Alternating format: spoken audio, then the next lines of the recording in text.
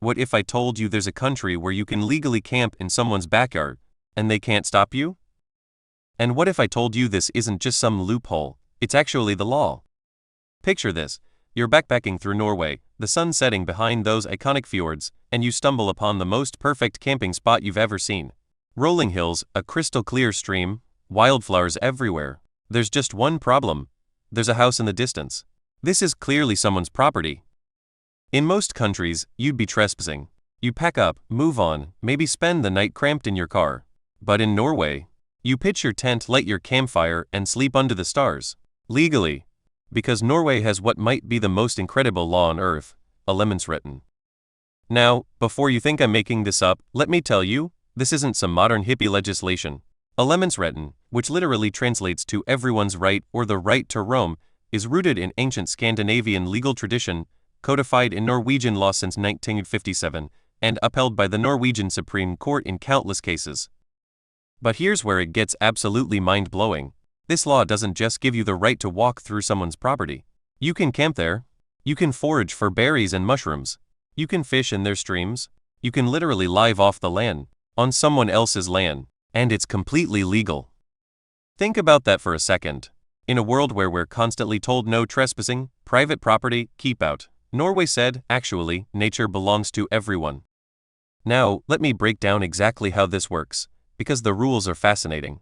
According to the Norwegian Environment Agency and the legal framework established in the Outdoor Recreation Act, you have the right to access what they call utmark, uncultivated land. This includes forests, mountains, heathland, and shores. The basic rules are surprisingly simple. Stay at least 150 meters from houses and cottages. Don't damage anything. Don't leave trash. Don't disturb livestock or wildlife. Camp for no more than 2 nights in the same spot unless you're in the mountains, then you can stay longer. But here's what blows my mind. This applies to about 96% of Norway's land area. 96%. That means in a country roughly the size of Germany, you have legal access to roam freely across an area equivalent to the entire United Kingdom. I remember reading about a German tourist who spent 3 weeks hiking across Norway, camping every night on different people's property, never paying a single kroner for accommodation. Completely legal. Try doing that in Germany, or anywhere else in the world, for that matter. But wait, surely there's a catch, right? Surely Norwegian property owners are up in arms about this? Surely this leads to chaos, property damage, conflicts? Here's where it gets really interesting.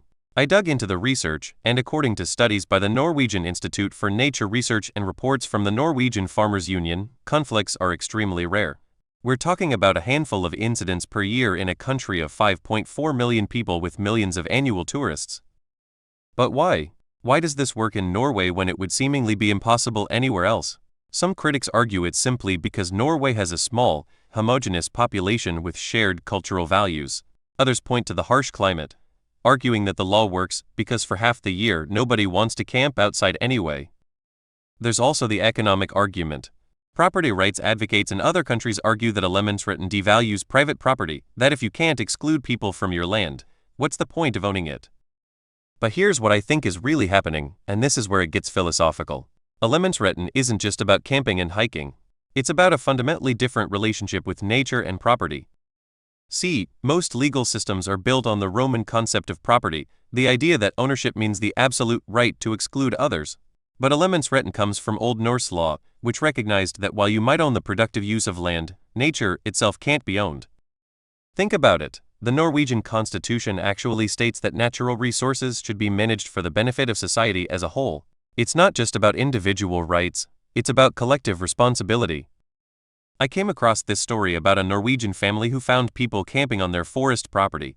Instead of calling the police, they brought the campers coffee and asked if they needed anything. The campers, in turn, offered to help with some fallen trees. That's the spirit of Allemannsretten in action. But here's where this gets really wild, and this is something most people don't know. Similar laws exist across Scandinavia. Sweden has Allemannsretten, Finland has Jakamiehenoikeus, Scotland has the Right to Roam Act. It's like there's this parallel universe of property rights that most of the world doesn't even know exists. And honestly, living in a world where every square meter seems to be owned, monitored, and restricted, there's something deeply appealing about Allemannsretten. It's not just about the practical benefits, though being able to camp anywhere is pretty incredible. It's about what it represents. It's about the idea that access to nature isn't a privilege you buy, it's a right you're born with. It's about trust between strangers. It's about the radical concept that some things are more important than property lines. Now, could this work everywhere? That's the million-dollar question. Cultural differences, population density, different legal traditions, these all matter. But I can't help wondering what the world would look like if more places embraced even a fraction of this philosophy. Because here's what really gets me thinking. We're living in an age where people feel increasingly disconnected from nature, where mental health issues are skyrocketing, where urban stress is becoming a global epidemic. And here's Norway essentially saying, hey, go outside, explore, connect with the land. It's your right. So I want to ask you, if you had the right to roam, where would you go? What would change about how you think about nature, about property, about freedom itself?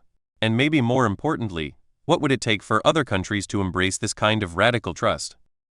Because at the end of the day, maybe the real superpower isn't the law itself, maybe it's the society that makes it possible.